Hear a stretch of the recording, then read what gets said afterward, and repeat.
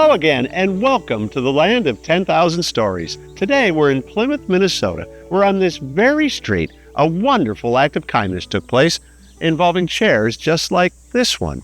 It's part of a special we're calling Kindness, a World of Good.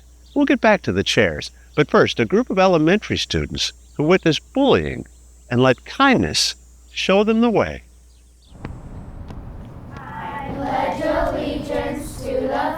All the students at Franklin Elementary start every day with a pledge. Indivisible. But the Justice for All part belongs to 5 fifth-grade boys. Why pick on someone who has special needs? Yeah. They're talking about James Wilmert, Who learns a little differently than most of the other fifth graders, coins. They're like using them which, it turns out, and taking advantage of them. can get a guy teased. Coin. Because he's easier to pick on, and it's just not right. Which is why Gus, Tyler, Landon, Jake, and Jack decided this year to have James's back.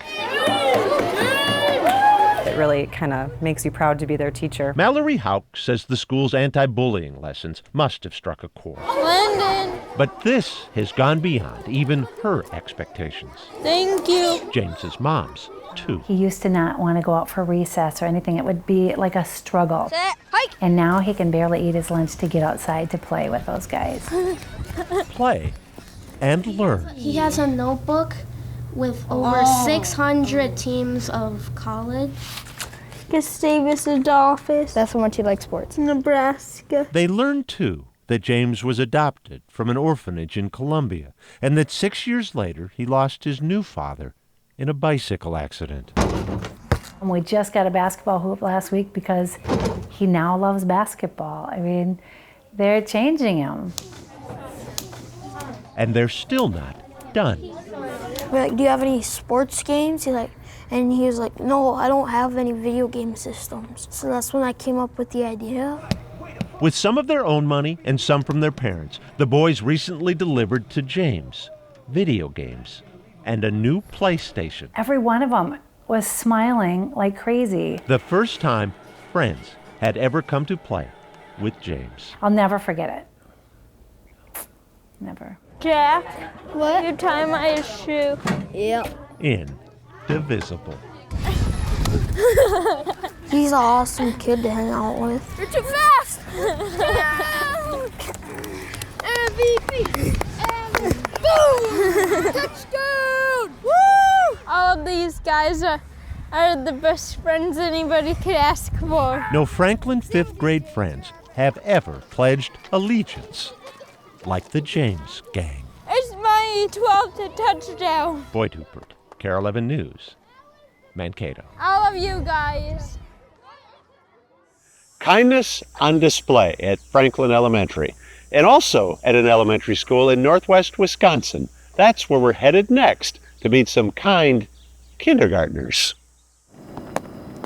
Good morning. In Birchwood, Wisconsin, it's one of those cold, wintry days when a kid can use a warm hug. I love you. Oh, thank you. I love you too. We get a lot of hugs around here. Take Colin Baker. Welcome to school. He's about to land a dandy on Avery Gelhill. Every single day. Every single day. They embrace, they hold hands, and walk back to the classroom. We could all learn something about kindness from the kindergartners at Birchwood School. Good morning, Alicia. In fact, a few million people around the world Oh, thank you. already have. I expected maybe a few likes on the Birchwood Facebook page. I never expected what has happened. It all started when Nicole Schlapper picked up her phone a few weeks ago to record her classroom's daily greeting. Okay, babe. Something new this year, Go ahead. giving students a choice of how they wanted to be welcomed. Fist bump. It just happened to be Colin's Day as greeting, Hugs. Most of them choose the hugs. which suited Colin just fine. He loves hugs. Her phone's video camera recording Mrs. Schlapper kept collecting hug after hug, which she turned over to Sarah Waldron, Yep. the school librarian, who uploaded the parade of hugs to Facebook. You didn't really put this up for the world. No, it just kind of happened. Mrs. Waldron thought the 442 residents of Birchwood might get a kick out of their kindergartner's kindness. 100 likes would have been a lot. Yes. And you got instead 6 million views. Turns out you don't need a cold, wintry day outside to appreciate the internal combustion of a good hug. We had somebody from Egypt message us and wonder how their kid could go to our school. And like, you live in Egypt. That's probably not going to work. Kindergartners who came to school to learn and ended up teaching. You know, so very often now in our society, people are looking down all the time. And if you take the time to look at somebody, look at their face, and give them a nice, kind greeting, you might just make their day. Weeks later, internet stardom does not appear to have gone to their heads. Given the choice, the majority of the class still opts for hugs. A lot of adults have said that. We should do this in our workplace. Nah. Lots of hugs. Adults would just mess it up, not having the maturity of children. Boyd Hooper, KARE 11 News. Thank you, Ella. Birchwood, Wisconsin. Thank you, Addie. The kindness of a hug. A Minnesota teenager figured it out during COVID. She also realized kind hugs don't always have to be between humans. We have 3 dogs and 3 cats and 7 horses. She wasn't in need of more animals, This is Franklin. but never You're fine. dismiss This is Ducky. what Jessica Bradley wanted. Lionhead bunnies, they're very friendly. They're the most friendly bunny. At 16, Jessica did hours of research. They love to have cuddles and stuff more than other bunnies. She wanted Yeah. everything just right. The softest fur you can imagine. She wanted this. Pretty soon. 2 or 3 times a week. Oh, yeah. They wait I hope so. close to the door. I hope she brings one. The residents The bunnies. of the lodge of Howard Lake. They're gonna be coming. Yep. A long day ahead. That's our Jessie. Hi, guys. Here you go, Judy. Judy Lepelt waited extra long to be first. Her husband Ralph, too. Just as Jessica imagined this. Yeah. When she first dropped soft rabbits Still got the baby. into a conversation with her mom. She was sitting on her bed and said, Mom, I want bunnies. And I said, what? Why? Little did I know it was for the old folks. Do you want some coffee? A few months earlier, Jessica started working at the lodge, her first real job. Here you go, Wally. Jessica's 17th birthday was coming up, That was her excuse to get them. and her mom conceded to the $60 a piece price tag. I thought that was kind of expensive for bunnies, but I said I'd get one if she paid for one, and she said, deal. There you go. Jessica knew not just any bunnies would do. She said, I wanted the softest bunnies for our residents. Carla Davis, Jessica's boss, That's good. noticed the impact on her residents immediately, Oh, he just loves to be cuddled. especially at a time they'd been deprived of family contact. Emotional, physical, the touch, all of it is just very much therapy for them. You just want to be loved. Take Dory Miller. One of the hardest things for me during this epidemic was I had a great-grandchild born. Didn't get to see him. Oh, I wanted so bad to be holding him like this. So this makes up for it a little bit. Oh, my. Here we go. Jessica's research was spot on.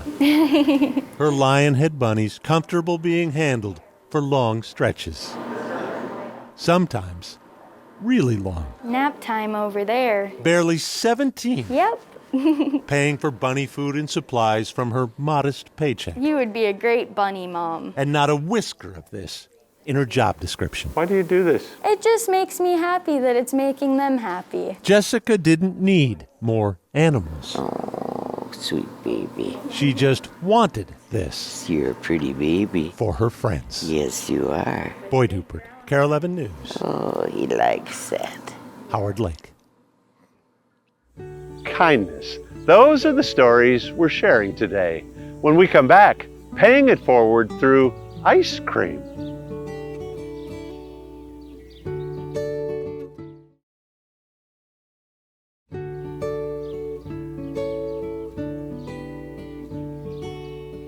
Welcome back to Plymouth, Minnesota, where one of our favorite acts of kindness played out in chairs just like this one. We'll tell you all about it in a few minutes, but first, meet a woman paying it forward through ice cream. Duluth wasn't lacking in beauty before her arrival. It just got better when she rolled into town. This is Mrs. Delicious. She's a bit of a local superstar. I've got dreamsicles or fudge bars. Dreamsicle. Yeah, for sure. Her friends know her as Stacy Achterhoff. To everyone else, she's Mrs. Thank you, Mrs. Delicious. Mrs. Delicious. Mrs. Delicious, throw me a bar. I'll take a dreamsicle wherever you are. Okay, it's not like she's peddling broccoli. That's Mrs. Delicious. How tough is it? She's the one we like. To be popular selling ice cream. That is for you, madame. But there's more to this story than meets the mouth. I've got dreamsicles and fudge bars, and they're free tonight. Wait, Free. Yeah. free ice cream? Yeah. And it gets better. Hi, come on over. It looks like it's a bit of a pay it forward situation. Like a fudge bar would be good. Tonight's ice cream is free because the people from yesterday or a previous time have already paid for it. Fudge bar, yeah. The paying forward started 3 years ago when Steve Peterson walked up. And he said, I don't want any ice cream. I just want you to give it away. Stacy wrote about the encounter on her Facebook page. And a wave started. It's overwhelming. Yeah. Hundreds of $10 cards. She was wearing a yellow sweater, and so she bought 2. Each purchased by someone Bill and Pat. wanting to give ice cream to someone else. Someone Ice cream sandwich. like Binner Ron, There you go. who then purchased 2 more $10 cards Binner. to give ice cream to others. So $20 for an ice cream sandwich. It's a great deal. It's a great deal. We watched it all evening. Can we give a donation because someone gave us a donation? You can, yeah. People digging in their pockets, Got me all tearing up. See, my whole night has been tears. paying for ice cream Hello, how are you? that's then given to others. People want to know that goodness is prevailing over evil. and they want to be a part of that. But then Stacy's search for goodness is what put her on this bike to begin with. It started because of my great aunt Maxine. Maxine Ballou was 91 when a stranger stealing jewelry strangled Maxine in her home. Now she's dead and he's in prison. I mean, I'm a person of faith, and what do you do when terrible things happen? You know, you have to figure out where the light is. First, ice cream rekindled Stacy's light. Can I get a treat for you guys? Now it's doing the same for others. These are going to be in memory of Lance. Who is Lance? My stepson. We had his memorial service on Sunday. Lee Bujold will honor her stepson with $50 in gifted ice cream. Gosh, I really appreciate it. There's an ocean of goodness and kindness, and this is just one more drop. In Duluth, Mrs. Delicious has hit the spot. If there were more moments like this, wouldn't the world be a better place? Thanks, you guys. Bye-bye. Boyd Hooper, Bye. Carol 11 News, Get your kicks Duluth. on Route 66. Community coming together in kindness. Similar theme in our next story, which also features someone you'll like on a bike. When he's gripping his handlebars, one of the best parts of Ty Birch is occupied. Just wait for him to stop and free up his waving hand. Then ask Ty. You like biking? Yeah, I do. No, lie. Yeah, nonstop. Jenny Edwards is Ty's mom. Yes, he loves riding his bike. He just likes to go. It's what I'm mostly good at. Good to be back on a bike for the first time in months, thanks to the community through which Ty rides. Just sitting at my office and the phone rings. Gordon Young, River Falls police chief, Yes. answered that call. Yep. About a young man seen struggling riding a broken bike. I felt like I was about to tip over and fall because this whole piece right here was broken. The frame on Ty's 2-year-old $1,400 bike broke. There was no fix. Like his mother's heart. Just to see him so upset. With the autism diagnosed when Ty was a boy, biking became the one thing he could make his own. I think it's just kind of his escape from everything. I felt like I was failing as a parent because I'm like, oh, I need to buy a new bike. But that's a big purchase. Fortunately, River Falls has been down this road before. Griffith, we have a surprise for you today. That's Frances Johnson, a food service worker at UW River Falls, who also wore out his bike. Get ready. He rode to work every day. He rode all around town. And that's Frances's co-worker, Elise Coe, Here we go. who organized the effort to buy Frances a new one. The bike on which Frances was riding 10 months later when he suffered a heart aneurysm and died. He actually was coming to work when he passed away. Like that, Elise knew. Yeah. The same gift given to Frances would be given to others. It's called the Frances Johnson Memorial Fund. Yeah. The fund that paid for the bike that now sits in the rack at Dick's grocery store. Paper plastic. The bike Ken Phillips rode to work. My doctor won't let me drive until she says it's okay because I've already had 2 strokes. The one thing that makes River Falls is the people. The people who heard about Ty's broken bike and summoned him to the police station. Surprise! Ty Birch, the latest beneficiary A new bike. of the Frances Johnson Memorial Fund. It's what we do here. Away he went. He rode it home, and he hasn't stopped since. Autism put restrictions on Ty. His community is taking them off. I like to ride my bike because it makes me feel like I'm free. So if the mood hits him, he'll stop and wave. But only a minute. For Ty's road ahead is wide open. I love it, like it was meant for me. Boyd Hupert, Carol 11 News. He's happy again. River Falls, Wisconsin. Ty felt the love, and so did the man you're about to meet. His story played out on this very street, an act of kindness as simple as this chair. We'll explain next.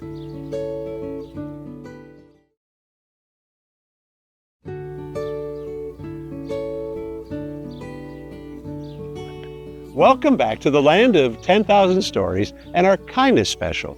We're on this street in Plymouth, Minnesota because of what happened here a few years ago when streets were lined with chairs just like this one in a simple but beautiful act of kindness.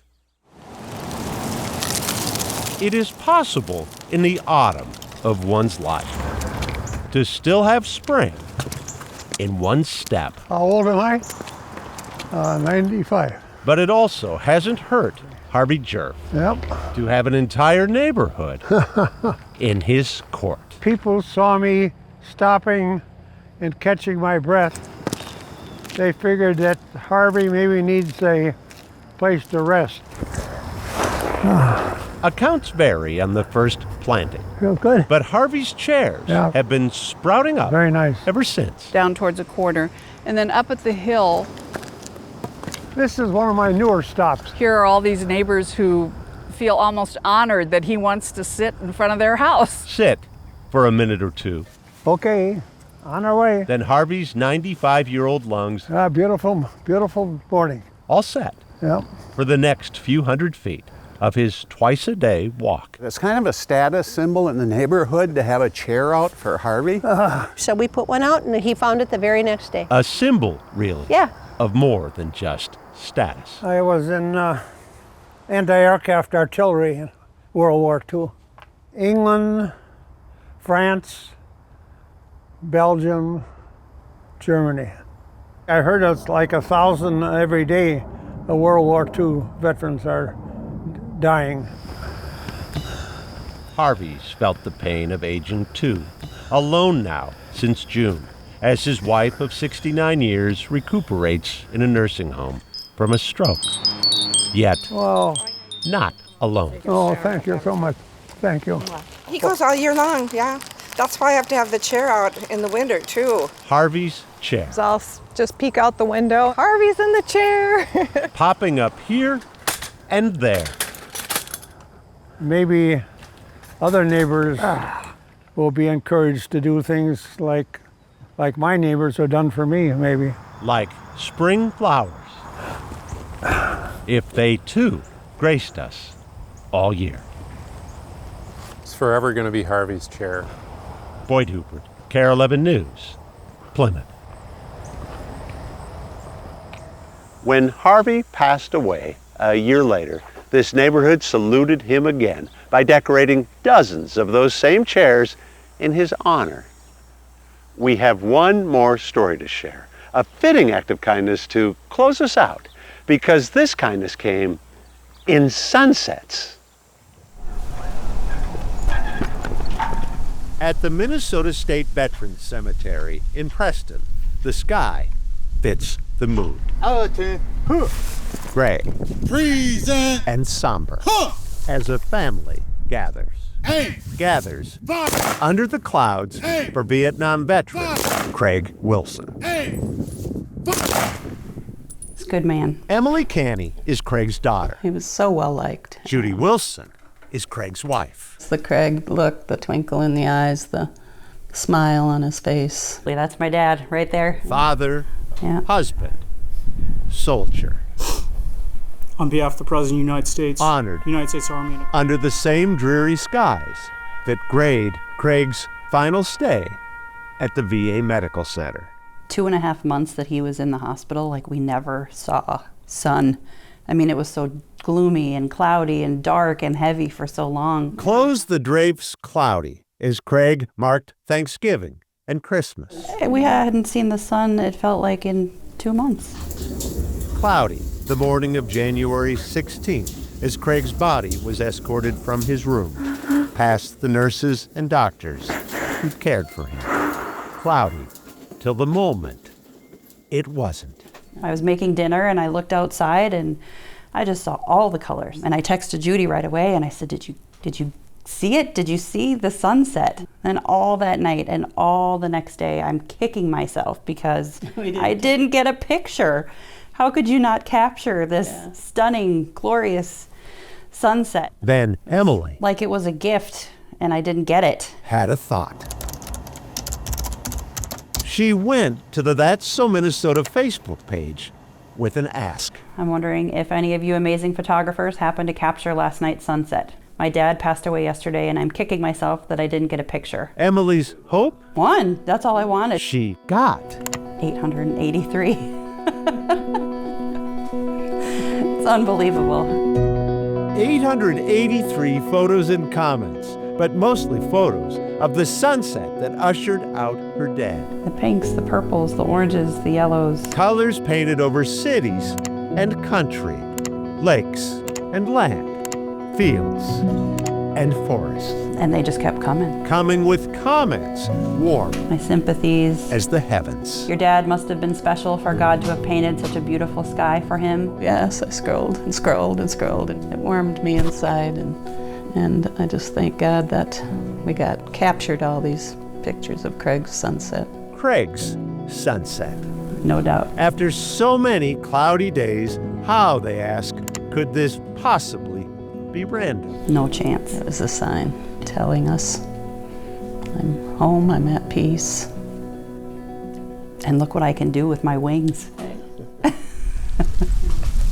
The clouds had returned as they trooped to Craig's gravesite. We kind of agreed that this would be a good spot for us. It's beautiful. A nice place. It's peaceful. For sunsets. I think we'll see some beautiful ones. He'll send them to us for sure. Given what they've already seen, it's not hard to imagine. There's good people out there, and it gives you hope. Boyd Hubert, KARE 11 News, Preston. Some good, kind people out there. Now, let's keep it going. Thanks to everyone who shared their kindness stories, and thank you for watching.